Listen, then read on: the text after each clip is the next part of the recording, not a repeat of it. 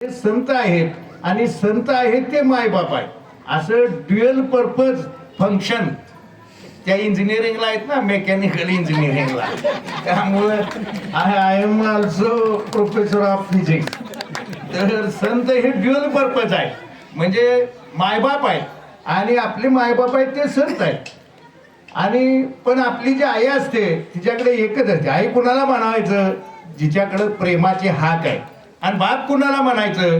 ज्याच्याकडे फक्त धाक आहे त्याला बाप म्हणायचं, आणि ज्याच्याकडे प्रेमाची हाक आहे त्याला माय म्हणायचं, आई म्हणायचं. पण संत दोन्ही बी आहेत.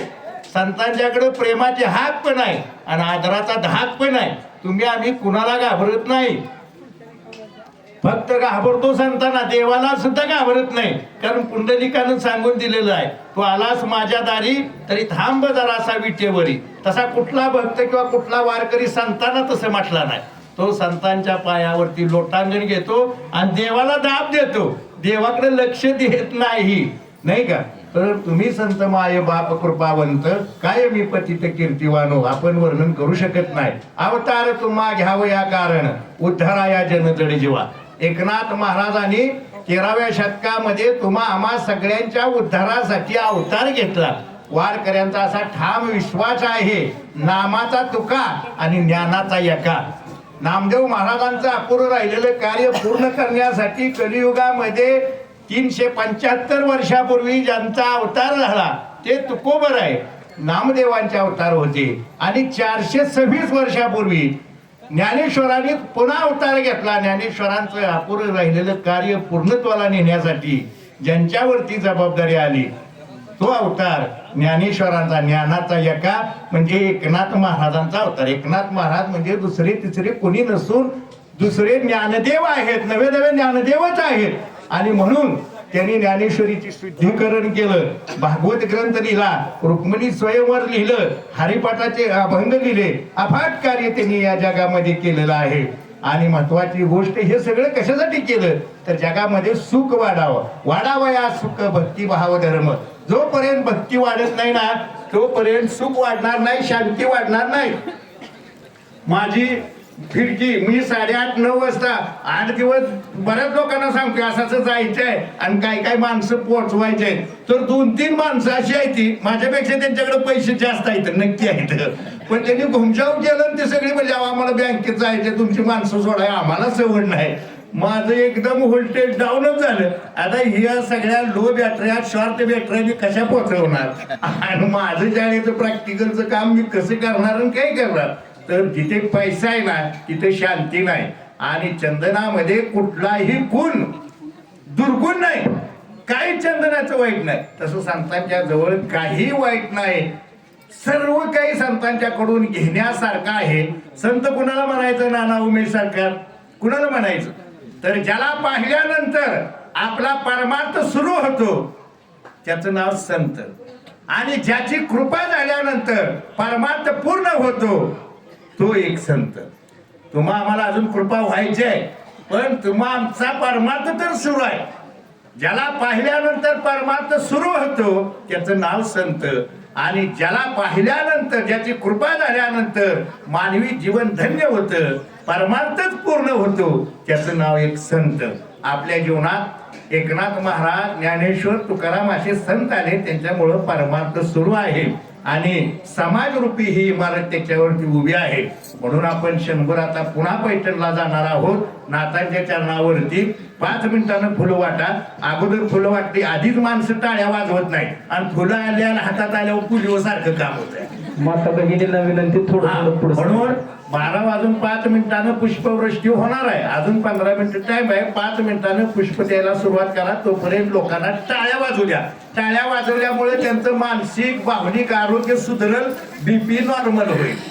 यकोबा माऊली तुकाराम, ज्ञानोबा माऊली तुकाराम, यकोबा माऊली तुकाराम, ज्ञानोबा माऊली तुकाराम, यकोबा माऊली तुकाराम, ज्ञानोबा माऊली तुकाराम.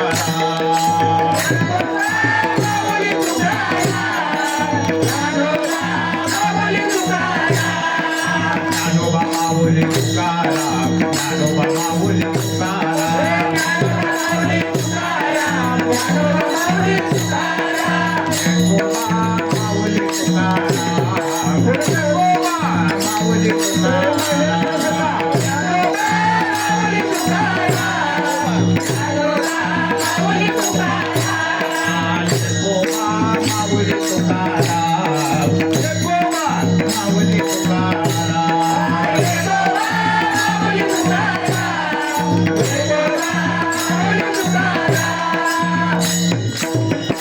जसं पश्चिम महाराष्ट्रामध्ये ज्ञानोबा माऊली तुकाराम भजन आहे, तसं पैठणला मराठवाड्यामध्ये एकोबा माऊली तुकाराम ज्ञानोबा माऊली तुकाराम. कारण एकोबा आणि ज्ञानोबा दोन नाहीत, एकच आहेत. या एकनाथ महाराजांनी संपूर्ण समाजावरती फार मोठा उपकार केला. उदाहरणार्थ वारकऱ्यांच्यावरती कुठला उपकार आहे तर एकनाथ महाराज संशोधक आहे. एकनाथ महाराज शास्त्रज्ञ आहेत. कसे शास्त्रज्ञ आहेत तर या महाराष्ट्राला महात्मा ज्योतिराव फुले आणि एकनाथ महाराज आपल्या दृष्टीनं अत्यंत महत्वाचे आहे. का महत्वाचे आहे तर पहिली गोष्ट सगळ्यांना माहित आहे 700 वर्षापूर्वी ज्ञानेश्वरांची समाधी झाली. But we don't know, I don't know where is the samadhi of Dnyaneshwar Maharaj. Dnyaneshwar महाराजांची समाधी कुठं आहे हे कुणालाच माहित नव्हतं. सगळीकडे झाडं झुडपं सगळं गजपान. आणि माझ्या एकनाथ महाराजांना दृष्टांत झाला सगळ्यांना तो माहित आहे. माझ्या गळ्याला अजान वृक्षाची मुळी लागलेली आहे, ती काढ. आणि माझा श्वास गुदमरलाय. देव सुद्धा कुणाच्याही स्वप्नात जात नाही. आपण हुबलाक असल्यामुळे आपल्याला स्वप्न बी हुबलाकच पडते. आणि चांगलं आपले विचार जर असतील तर आपल्याला स्वप्न सुद्धा चांगलीच पडतात. स्वप्न कसं पडतं याच्यावरती आपलं जगणं कसं आहे हे आपल्याला कळतं. आणि ज्ञानेश्वर महाराज स्वप्नात जाऊन एकनाथ महाराजांना सांगितलं आणि एकनाथ महाराजांनी ज्ञानेश्वर महाराजांच्या समाधीचा शोध लावला. तीच समाधी आता जयाची द्वारी सोन्याचा पिंपळ आणि जे आयशे बळ रेडा बोले. नाहीतर कोण जाते ज्ञानेश्वर महाराज कुठं झाले काय झालं मराठी माणसं माहित आहे. पोट आणि मोठ ह्याच्या पलीकडे दुसरा विचार नाही. Only triangular formula. पैसे कमवणे, पोट भरणे, बायका पोरं बघणे, गुरं ढोरं घरं दारं बांध आणि एकमेकाचे बांध फोडणे, एकमेकाला मारणे भांडणे, सडलेलं राजकारण, कुजलेली भावबंदकी ह्याच्यातनं मराठी माणसं अजूनही बाहेर आलेली नाहीत. आणि मग एकनाथ महाराजांनी हा शोध लावला. दुसरं महात्मा फुल्यांचे आपल्यावरती खूप मोठे उपकार आहेत हे आपण लक्षात ठेवलं पाहिजे. कारण एवढे मोठे हिंदवी स्वराज्य संस्थापक छत्रपती शिवाजी महाराज, पण त्यांची समाधी कुठं आहे कुणालाही माहित नव्हतं. कुणालाही माहित नाही. माझ्या महात्मा फुल्यांनी त्याचा शोध लावला आणि पहिला पोवाडा छत्रपती शिवाजी महाराजांच्या वरती महात्मा फुल्यांनी लिहिला. आणि मग मराठी माणसांना हा इतिहास माहीत झाला. एकनाथ महाराजांनी तुम्हा आम्हा सगळ्यावरती हे फार मोठे उपकार केलेले आहेत. आणि समाजाची ही इमारत त्यांनी निर्माण केली, मजबूत केली. म्हणून तुकोबारायांच्या स्त्री शिष्या जसं आज राजनंदिनी लोहार आहेत हे आपलं पण नशीब आहे. कारण तुकोबराय म्हणतात ना, कुळी कन्या पुत्र होती जे सात्विक तयाचा हरिक वाटे देवा. आपल्या घरामध्ये सात्विक मुलं जन्माला येणं ही लय मोठं भाग्याची गोष्ट आहे, अवघड गोष्ट आहे. कारण पेपरला परवा 2-3 दिवस येतोय पुणे मुंबईच्या मुलींच्या हॉस्टेलमध्ये या महाराष्ट्रामध्ये दारूच्या बाटल्यांचा खच पडायला लागलाय आणि सिगारेटच्या पाकिटांचा ढीग मुलींच्या हॉस्टेलमध्ये. या महाराष्ट्रात पुण्याला मुंबईला सरकार पुढं समाज सुधारकांच्या पुढं फार मोठी समस्या आहे.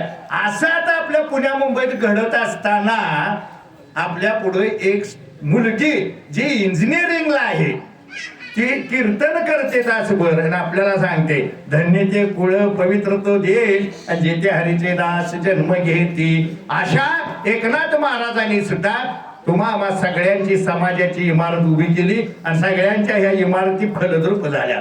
म्हणून बहिणाबाई म्हणतात संत कृपा झाली.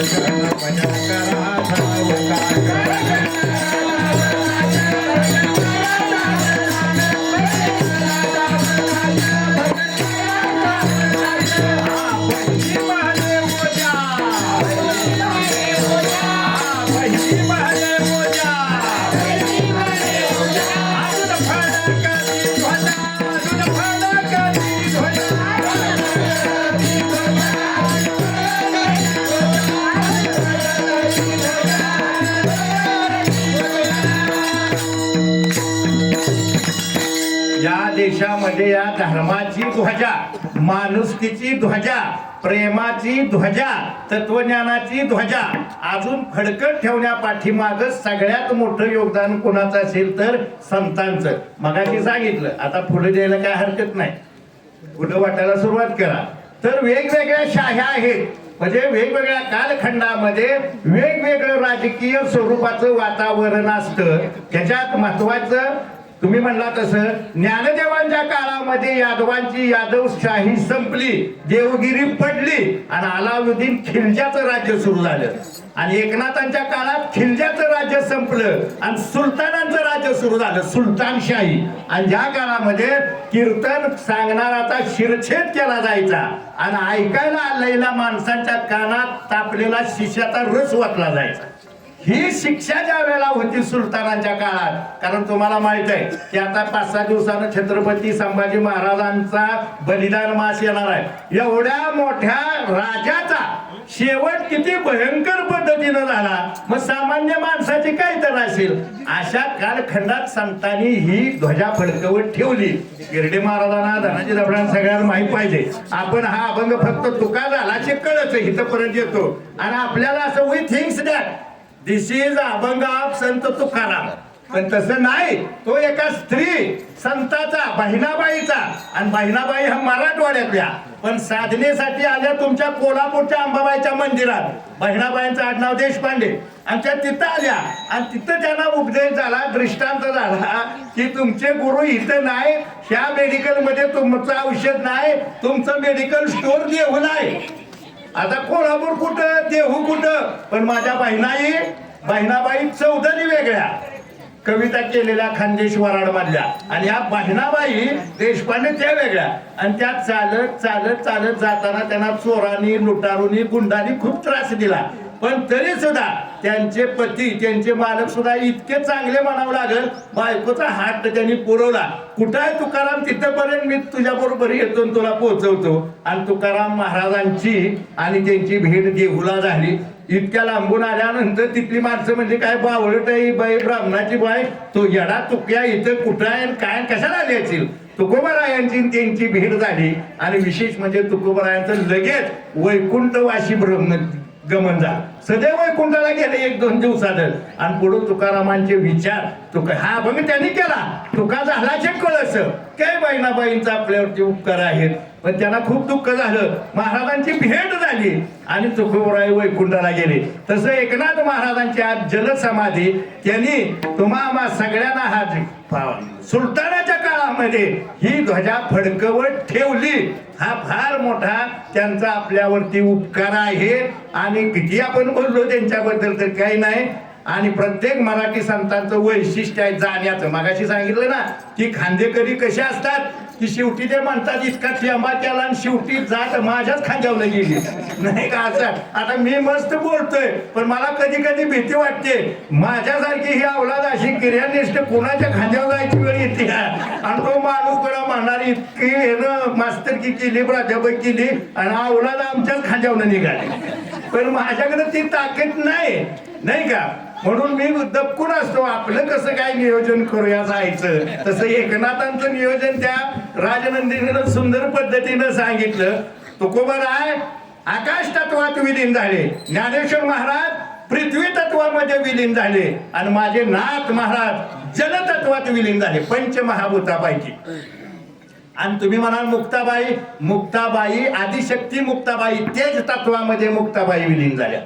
कडाडली वीज आणि विजेबरोबर मराठी संतांचं कसं आहे. आणि दुसरी गोष्ट कानोपात्रा वेशीची मुलगी पण ती अदृश्य झाली, ती वायू तत्वात विलीन झाली. प्रत्येक संतांनी एका पंचमहाभूताचा आधार घेतलेला आहे. तुम्ही आम्ही एकाच पंचमहाभूताचा आधार घेणार, त्याचं नाव लाकडं. आणि आता राखेल बी भेटत नाही, डिझेलचा धडाका नाही तर टायर आणि तुम्ही धडाका दूर तरी जाओ. अग्नी तत्वाचा तुम्हा आम्हाला सगळ्यांना मान आहे.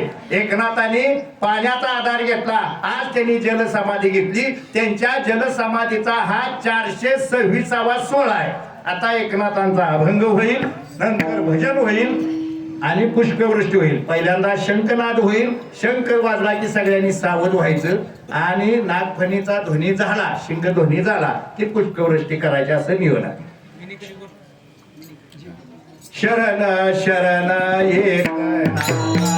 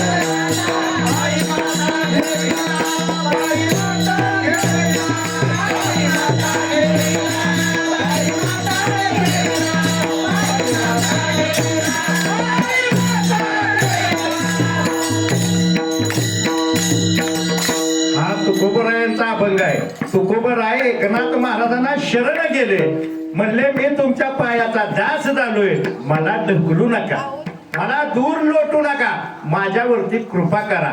असा तुकोबरायांचा संदेश आहे. तोच संदेश आपण नाथांच्या पायावरती आपला माता आज ठेवायचा आहे आणि नाथांना अंतकरणापासून विनंती करायची आहे, आमचा अवेर करू नका, आमचा धिक्कार करू नका. आम्ही पापी आहोत, आम्ही नीच आहोत, आम्ही नालायक आहोत, नक्की आहे, खरं आहे. पण तुमच्या पायाशिवाय आम्हाला दुसरा पर्याय नाही. आम्ही तुमच्या पायाजवळ आलोय, आम्हाला तुमच्या पायाजवळून ढकलू नका. एवढं जरी आपल्या जीवनात आपल्याला मिळालं ना तर आपल्यासारखा भाग्यशाली दुसरा कोणीही नाही. म्हणून सारे वारकरी पंढरपूरला गेल्यानंतर नामदेव पायरीचं दर्शन घेतात. हो, त्या पायरीची माती जरी आमच्या कपाळाला लागली तरी संत चरण रजब लागताची सहज वासनेचे बीज जळून जाय. माझ्या जीवनातली बरीचशी दुःख ही संपतील अशी विनंती केलेली आहे. याच्यानंतर आता छोटस भजन होईल आणि भजनानंतर शंखनाद शिंगनाद होईल आणि पुष्पवृष्टी होईल. कोणी गडबड करायची नाही, तारांबळ करायची नाही, कारण आपल्याला सवय लागली इकडं आम्हाला काय फुलं फेकायची की लगेच जेवायलाच बसायचं. तर तसं नाही, हा संतांचा पुण्यतिथीचा कार्यक्रम आहे. आरती होणार, प्रसादाचा अभंग होणार आणि समस्त लोकांना 12:30च्या अगोदर प्रसाद भेटणार. तेवढा मात्र अजून 15-20 मिनिटं तुम्हाला दम काढावा लागेल. मला डिस्टर्ब करू नका, नाही तर माणसासाठी म्हणतात आवर लवकर आवर, हे जर काय चालत लागले जर वर्षाला काय हे ऐकायचंय अशी माणसं म्हणतात. आता मारलं काय करू, हे त्या पद्धतीने गेलं पाहिजे. आणि तुकोबारायांच्या बीजेच्या वेळेला तबला होता. हरी माझ्या बरोबर, मी दुसरं एक नशीब समजतो, मी माझ्या वतीनं नियोजन केलं. नानाला बी सांगितलं नाही, मग त्या पोराच्या आईला बी सांगितलं, बापाला सांगितलं. हरीला म्हणलं तू तुकोबारायांना विमान द्यायला आलं ना, तू हरी आहे, तू बरोबर तुकोबारायांच्या बीजेला ये प्रत्यक्ष हरी, आणि नाथषष्ठीला काय येऊ नको. तर तुकोबारायांच्या बीजेला ह्यांचा मुलगा आला नानाचा आणि रूपाचा, आणि षष्ठीला त्याच्या आईबाप आले. म्हणजे एका घरात मध्ये ही मी नशीब समजतो. असं नशीब कुठेच नाही भेटणार की बाबा मुलगा बीजेला आला आणि त्याला सांगितलं आज षष्ठीला येऊ नको. अवताडे दादांच्या तिथं षष्ठी पहिली सुरुवातीला सुरू केली होती, तिथं तू जा, हरी त्यांच्या घरी जाऊ दे आणि आईबाप इथं तात्यांच्या घरी येऊ दे. असं भजन आम्ही केलं. तर एकनाथ महाराजांचा दत्त संप्रदाय होता, तुकोबरायांचा चैतन्य संप्रदाय होता आणि माझ्या माऊलींचा नाथ संप्रदाय होता. ह्या तिन्ही संप्रदायाचं कॉम्बिनेशन ऑफ थ्री संप्रदाय म्हणजे दत्त संप्रदाय प्लस नाथ संप्रदाय प्लस चैतन्य संप्रदाय इज इक्वल टू वारकरी संप्रदाय. हे मॅथमॅटिकल फॉर्म्युल्यात सांगतोय राजनंदिनी लोहार तुम्हाला, तू इंजिनियर आहे म्हणून नाही का, हे मॅथमॅटिकल फॉर्म्युला आहे, गणिती तत्व आहे. आणि त्या वारकरी संप्रदायावरती दत्त महाराजांची कृपा. म्हणून सगळ्यांनी भजन म्हणा, दत्तात्रयावधूता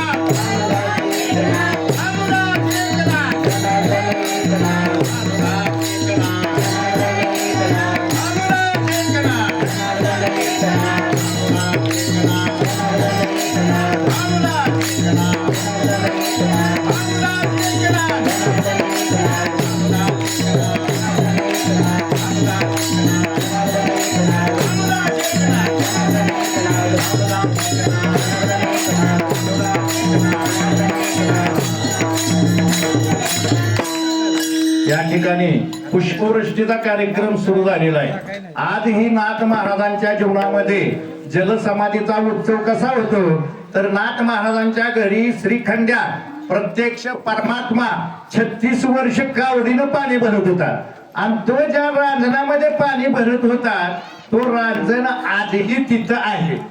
आणि व्यक्तीला आयुष्य नसतं पण वस्तूला आयुष्य असतं.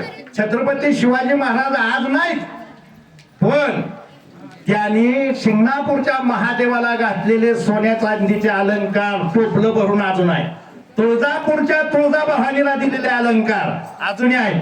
पंढरीच्या पांडुरंगाला दिलेले अलंकार आणि 3000 एकर जमीन अजूनही आहे.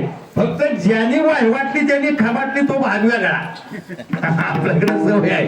3000 एकर जमीन छत्रपती शिवाजी महाराजांचे वडील शहाजीराजे यांनी दिलेली आहे. ती जमीन आजही आहे. कुणाकडे ती आहे. तसं नाथांचा रांजण आजी आहे. लाखो वारकरी भानुदास एकनाथ जनार्दन एकनाथ असं भजन म्हणत गोदावरीचं पाणी आणतात त्या रांजणामध्ये ओततात आणि रांजण भरल्यानंतर पुंडलिक वरदा हरिविठ्ठल होतं आणि नाथांचा समाधी सोहळा साजरा होतो. आता या पाटील माळ्यामध्ये आपण नाथांचाच एक रांजण 20 वर्षापूर्वी रवलेला आहे. त्याच्यात आपण पाणी वगैरे काही टाकायचं नाही पण या ठिकाणी नाथ षष्ठींच्या कार्यक्रमानिमित्त आपण उपस्थित राहायचं आहे. आणि या पाटील परिवारांच्या वतीनं या माळ्याच्या वतीनं हा नाथ षष्ठीचा सर्वांच्या वतीनं पाटलांचं एक मोठं ह्या सगळ्यांचं नशीब आहे की त्यांच्या दारामध्ये पैठणहून नाथ आले. एकनाथ आणि एकनाथ असे आहेत की ज्यांचं सारं घरानं पंढरीच्या पांडुरंगाचं भक्त होतं म्हणून भानुदास एकनाथ. भानुदास हे त्यांचे पंजोबा. आणि दुसरं राजनंदिनीला माहित पाहिजे नाथाने ही षष्ठी का निवडली तर एकनाथ महाराज लहान असताना त्यांचे आई वडील वारले. एकनाथ महाराजांचा जन्म मूळ नक्षत्रावर झाला. तिथं ज्योतिषाचार्य सुजाता जरी आहेत बरं का. आणि आजही खरं आहे ज्यांचं मूळ नक्षत्रावर जन्म होतो का नाही त्याचे आईबाप लगेच मारतात. माझा भाचा ठरला तो मूळ नक्षत्रावर जन्माला आला आणि तो 2-3 वर्षात झाल्यानंतर त्याचे वडील वारले. म्हणजे आज पण तो अनुभव. नाथांचा जन्म मूळ नक्षत्रावर झाला. आई बाप मरले. त्यांचे आजोबा त्यांचे पंजोबा त्यांनी त्यांचा सांभाळ केला. पण ह्या सगळ्यांनी देह फाल्गुन वद्य षष्ठीला ठेवला. आणि त्याच्यापेक्षाही कळस मगाशी तुम्ही सांगितलं देवगिरीचे किल्लेदार जनार्दन स्वामी त्यांनी देह फाल्गुन वद्य षष्ठीला ठेवला. मग सगळ्यांचा विचार करून नाथांनी ठरवलं माझे आईबाप माझे पंजोबा माझे आजोबा आणि माझे सद्गुरू जर फाल्गुन वद्य षष्ठीला जात असेल तर माझ्यासारखा हा एका फालतूक दुसऱ्या तिथीला कसा जाईल तो पण त्या स्थितीला जाईल. आणि म्हणून त्यांनी आजची ही तिथी निवडली आणि ह्या षष्ठीचा कार्यक्रम आपला पार पडला. आणि जाताना त्यांनी सगळ्यांना संदेश दिला आम्ही जातो आमच्या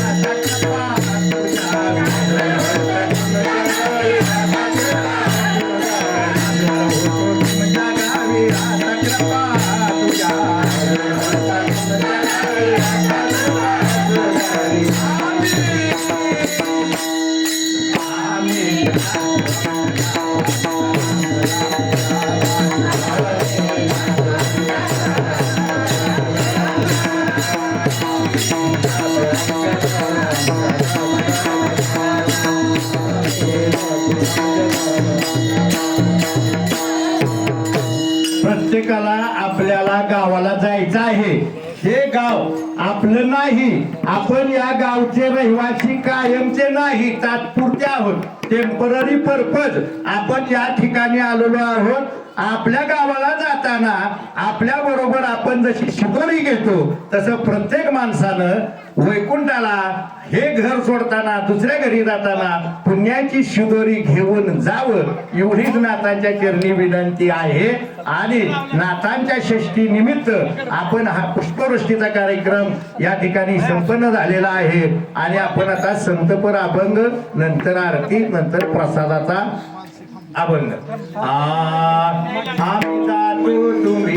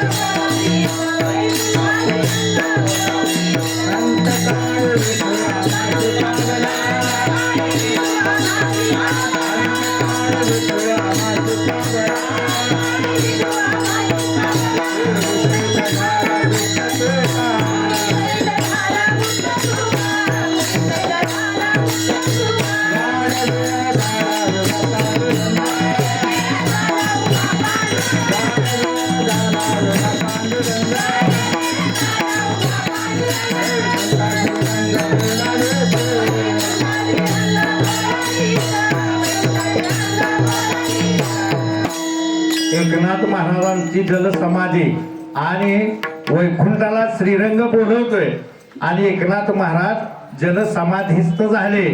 त्या तिथीला आज 426 वर्ष पूर्ण होत आहेत आणि या ठिकाणी कार्यक्रम होतोय त्याला हे 20वे वर्ष आहे. हा परिवारानं ही नाथांची परंपरा, एकनाथ षष्टीची परंपरा गेले 20 वर्ष अत्यंत प्रेमानं, श्रद्धेनं, मायेनं, जिव्हाळ्यानं जपण्याचा, जोपासण्याचा प्रयत्न केलेला आहे. आपण हायस्कूलमध्ये फक्त शपथ घेतो, भारत माझा देश आहे, सारे भारतीय माझे बांधव आहेत, विविधतेने नटलेल्या परंपराचा मला अभिमान आहे आणि त्या परंपराचा पायी होण्याची पात्रता माझ्या अंगी यावी म्हणून मी सदैव प्रयत्न करीन. आणि कुठली जात काय प्रार्थना पुन्हा पाळत नाही. जेव्हा त्याला कळत नाही तेव्हा शपथ घेतं आणि कळायला लागतं तेव्हा शपथ मोडतं. पण हा कुडाचार आहे, हा शिष्टाचार आहे, हा सदाचार आहे. ही हा परिवारातली, ह्या परिसरातल्या लोकांची भविष्य काळात एक परंपरा व्हावी. आणि आज चंद्र सूर्य नांदो, जोपर्यंत चंद्र सूर्य आहे तोपर्यंत हा उत्सव अशाच पद्धतीनं साजरा हो. तुमच्या माझ्यासारखी ही मरकी नासकी माणसं आज आहेत आणि उद्या नाहीत, कुणाचा भरोसा नाही. पण नाथांच्या चरणी अशी विनंती केली पाहिजे, या परिसरामध्ये, या कुळामध्ये अशी माणसं जन्माला यावीत की त्यांनी माझ्या जीवीच्या आवडी आणि पैठणला नेहीन गुढी, पंढरपुरा नेहीन गुढी, अशा स्वरूपाचे वारस आपल्याला तयार झाले पाहिजेत. छत्रपती शिवाजी महाराज गेले, धर्मवीर छत्रपती संभाजी महाराजांना हाल करून त्याला पाठवलं, पण त्या औरंगजेबाचं स्वप्न मराठी माणसांनी साकार होऊ दिलं नाही. म्हणून तसं हे जे स्वप्न आहे संतांचं, ते संतांचं स्वप्न भावी पिढीनं पूर्ण करावं अशी सदिच्छा व्यक्त करतो आणि आरतीच्या कार्यक्रमाकडे आपण आता वळूया. जय विठ्ठल, जय विठ्ठल, जय विठ्ठल, जय हरी विठ्ठल, जय विठ्ठल, जय विठ्ठल, जय हरी विठ्ठल,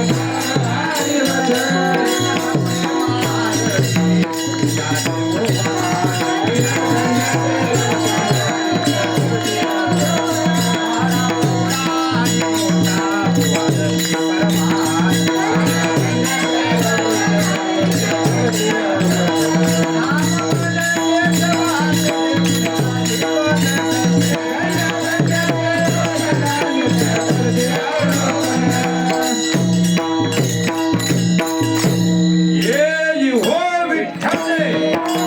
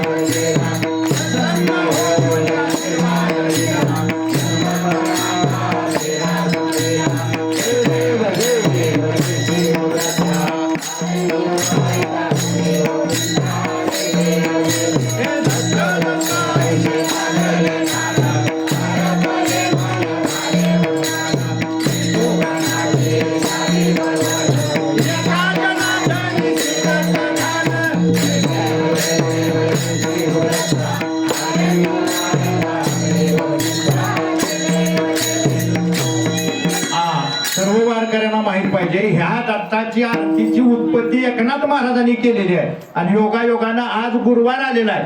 दत्ताची आरती कुणी केली? एकनाथ महाराजांनी. गणपतीची आरती, शंकराची आरती कुणी केली? रामदास स्वामींनी. हे आपल्याला माहित पाहिजे. आता नाथांची आरती. आरती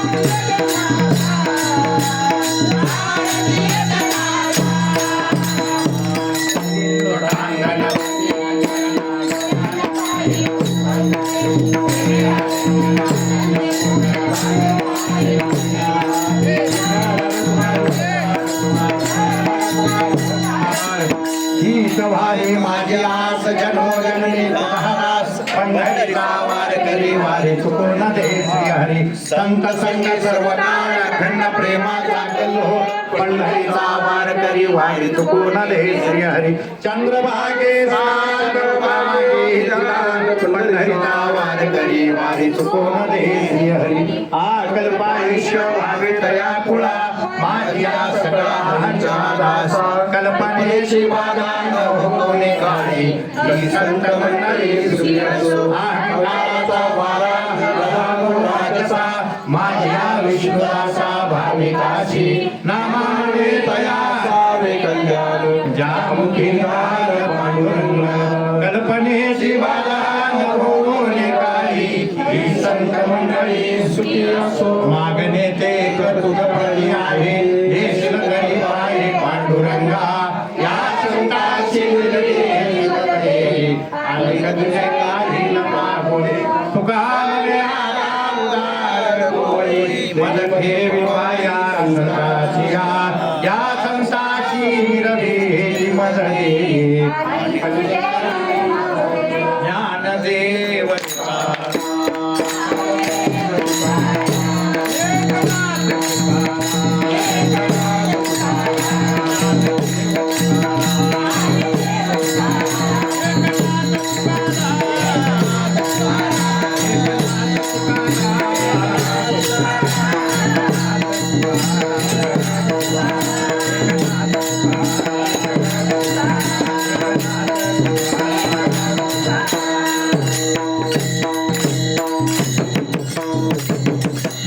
आरतीचा कार्यक्रम संपलेला आहे. आता फक्त महत्वाचा कार्यक्रम प्रसादाचा राहिलेला आहे. पण प्रसादामध्ये भगवंताची कृपा उतरावी म्हणून भगवंताचा प्रसादाचा अभंग म्हणायचा आहे.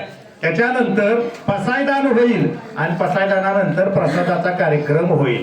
तेव्हा प्रसादाचा अभंग आता म्हणूया. नाना पाहे प्रसादाची वाट झाले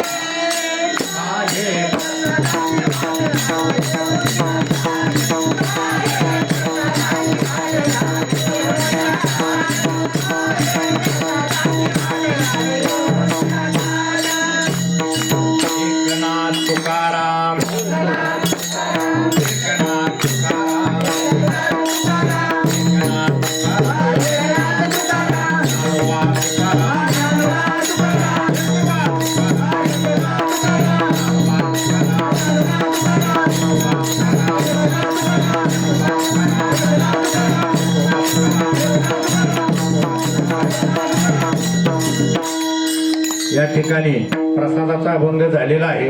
आपणा सर्वांच्या वतीनं या परिवाराचं आपण पहिल्यांदा ऋण व्यक्त करायचं आहे. त्याचबरोबर या कार्यक्रमासाठी उपस्थित असलेले समस्त भाविक भक्त आणि या परिवारावरती प्रेम करणारे त्यांचे भाऊबंद, सगळे सोयरे, इष्ट, मित्र, गणगोत या सगळ्यांचं या परिवाराच्या वतीनं मी अभिनंदन करतो आणि त्यांचं सुस्वागतन करून आभार पण मानतो. त्याचबरोबर या कार्यक्रमाला पन्हाळा तालुक्यातून राजनंदिनी लोहार आणि रामदास निकमनाना त्यांचा सारा लवाजमा घेऊन या ठिकाणी वेळेत हजर झाले आणि पाटलांना ज्यादा त्रास नको म्हणून बाळूमाळीच्या घरी अल्पोपार करून आले तर त्यांनी माझीच थिरी अंमलात आणली. तेव्हा त्यांचं या परिवाराच्या वतीनं मी सगळ्यांचं अभिनंदन करतो आणि आभार मानतो. त्याचबरोबर पाटील माळ्यामध्ये हा कार्यक्रम संपन्न झाला.